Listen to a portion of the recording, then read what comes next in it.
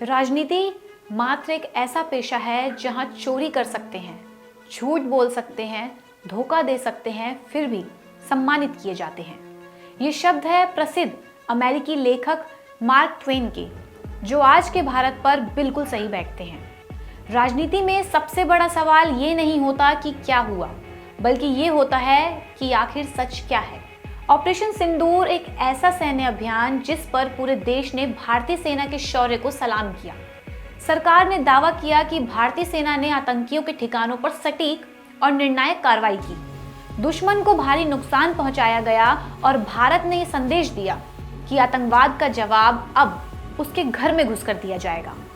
लेकिन अब इसी ऑपरेशन को लेकर एक ऐसा सवाल खड़ा हो गया है जिसने संसद से लेकर सियासत तक नई बहस छेड़ दी है। क्या संसद में रक्षा मंत्री राजनाथ सिंह का दिया गया एक बयान आज सवालों के घेरे में है? क्या नेशनल वॉर मेमोरियल में दर्ज 6 शहीदों के नामों ने पूरे विवाद को एक नया मोड़ दे दिया है? और क्या संसद में कही गई बात और बाद में सामने आई जानकारी के बीच कोई अंतर है? नमस्कार, मैं हूं जानसी और आप देख रहे हैं डायनामाइट न्यूज। सबसे पहले देखिए संसद में रक्षा मंत्री राजनाथ सिंह का वह बयान जिस पर आज पूरा विवाद खड़ा हुआ। आपको प्रश्न पूछना है तो यह पूछिए, आपको प्रश्न पूछना है तो यह पूछिए कि इस ऑपरेशन में क्या हमारे जाबाज सैनिकों को कोई क्षति हुई है, तो उसका उत्तर है नहीं।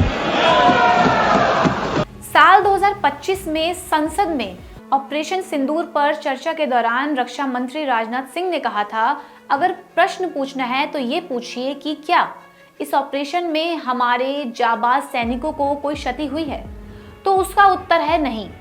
उस समय ये बयान संसद की कार्रवाई का हिस्सा बन गया और मामला वहीं खत्म होता हुआ दिखाई दिया। लेकिन अब सामने आई एक नई जानकारी ने इसी बयान पर नए सवाल खड़े कर दिए हैं। पहले ये समझते हैं कि पूरा विवाद आखिर शुरू कैसे हुआ। हाल ही में नेशनल वॉर मेमोरियल में ऑपरेशन सिंदूर से जुड़े 6 भारतीय सैनिकों के नाम शहीदों की सूची में दर्ज किए गए। इसके बाद ये सवाल उठने लगा कि अगर 6 जवानों ने सर्वोच्च बलिदान दिया था तो संसद में कोई क्षति नहीं हुई, क्यों कहा गया? यहीं से इस पूरे मामले ने राजनीतिक रूप ले लिया। हालांकि इस विवाद का दूसरा पक्ष भी उतना ही महत्वपूर्ण है।